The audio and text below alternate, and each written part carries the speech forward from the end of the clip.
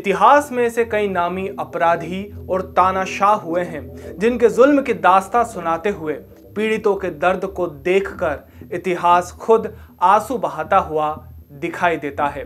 जुल्म के साथ कई तानाशाह के जीवन में ऐसे भी रहस्य हैं जो किसी हॉलीवुड थ्रिलिंग मूवी से कम नहीं है, जिनका जीवन आज भी थ्रिलिंग सीक्रेट कहा जाता है। ऐसे तानाशाह में सबसे पहले नाम आता है लीबिया के तानाशाह गद्दाफी का। तो चलिए आज हम बात करते हैं गद्दाफी के जीवन और उसके जीवन से जुड़े काले रहस्यों के बारे में। नमस्कार, मैं हूं तुषार और आप देख रहे हैं मृदुभाषी की खास पेशकश क्राइम सीन। 4 दशकों तक गद्दाफी का लीबिया पर राज रहा। बेरोक टोक गद्दाफी की तानाशाही चलती रही, लेकिन गद्दाफी का आखिरी समय किसी ग्रीक ट्रेजेडी से कम नहीं रहा। सड़कों पर बंदूकधारी सिपाही, हवाओं पर खूनी प्लेन्स गद्दाफी की तलाश में दिन रात मंडरा रहे थे। पूरे लीबिया को नो फ्लाई जोन घोषित कर दिया गया था। लगातार हवाई हमले हो रहे थे। इन हमलों में गद्दाफी का एक बेटा भी मारा गया, लेकिन फिर भी गद्दाफी दुश्मनों की पहुंच से बाहर रहा। आखिर कौन था गद्दाफी? क्या थे उसके रहस्य? क्यों कई देश उसका मरा हुआ चेहरा देखना चाहते थे? आइए जानते हैं।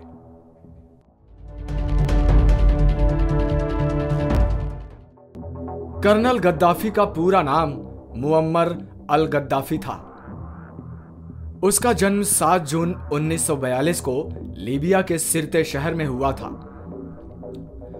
गद्दाफी ने यूनाइटेड किंगडम में 4 महीने तक सैन्य प्रशिक्षण प्राप्त किया। सैन्य कॉलेज से स्नातक होने के बाद लीबिया की फौज में गद्दाफी ने कई उच्च पदों पर कार्य किया, लेकिन इस दौरान उनका प्रशासक इदरीस के साथ मतभेद बढ़ने लगा। बाद में गद्दाफी सेना छोड़कर सरकार के विरुद्ध काम करने वाले एक गुट में शामिल हो गया। 1 सितंबर 1969 विद्रोहियों के नेतृत्व में लीबिया से राजा इदरीस की सत्ता को उखाड़ फेंका था। इसके बाद गद्दाफी ने सशस्त्र बलों के प्रमुख और रिवोल्यूशनरी कमांड काउंसिल के अध्यक्ष के रूप में शपथ ली।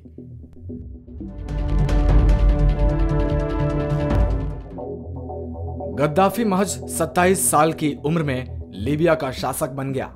उसने पूरे देश पर सेना के माध्यम से नियंत्रण बना लिया। सत्ता संभालते ही गद्दाफी ने लीबिया में अमेरिकी और ब्रिटिश सैन्य ठिकानों को बंद कर दिया। इतिहासकारों की माने तो गद्दाफी के शासन में अंधकार का साम्राज्य बढ़ता जा रहा था। मीडिया रिपोर्ट्स के मुताबिक गद्दाफी ने अपने लिए सेक्स चैम्बर बनवा रखा था, जहां वो 14 साल तक की लड़की और लड़कों के साथ दुष्कर्म किया करता था। रिपोर्ट्स की माने तो सैकड़ों जवान लड़कियां गद्दाफी के सेक्स गुलाम बन चुकी थीं। गद्दाफी खुद स्कूल में जाता था और अपने लिए लड़कियों को चुनता था। फ्रांस के जर्नलिस्ट एनिक कोजिया ने गद्दाफी को लेकर एक किताब लिखी थी। किताब के मुताबिक गद्दाफी अपने बॉडीगार्ड से भी दुष्कर्म किया करता था। जनवरी 2011 में शुरू हुए अरब स्प्रिंग में तिरछनियाई क्रांति ने अरब के कई देशों में सत्ता का परिवर्तन कर दिया। इस आंदोलन ने लीबिया के बेनगाजी शहर में गद्दाफी की सत्ता के खिलाफ लोगों को खड़ा किया। पूरा देश विरोध प्रदर्शन की आग में घिर गया। फरवरी 2011 के अंत तक विद्रोहियों ने लीबिया के अधिकांश हिस्सों पर नियंत्रण प्राप्त कर लिया और एक राष्ट्रीय निकाय का गठन किया, जिसे राष्ट्रीय परिवर्तन परिषद कहा गया।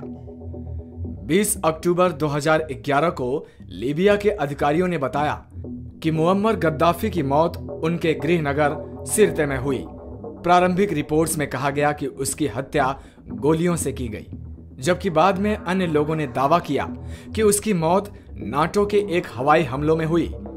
एक वीडियो भी जारी की गई थी जिसमें गद्दाफी को कुछ लड़ाके घेर कर खड़े थे और वह खून व धूल से सना हुआ था।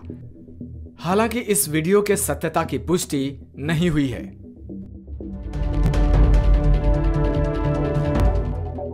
तो ये थी लीबिया के तानाशाह गद्दाफी की कहानी। ऐसी ही और दिलचस्प क्राइम स्टोरीज के लिए आप देखते रहिए मृदुभाषी की खास पेशकश क्राइम सीन।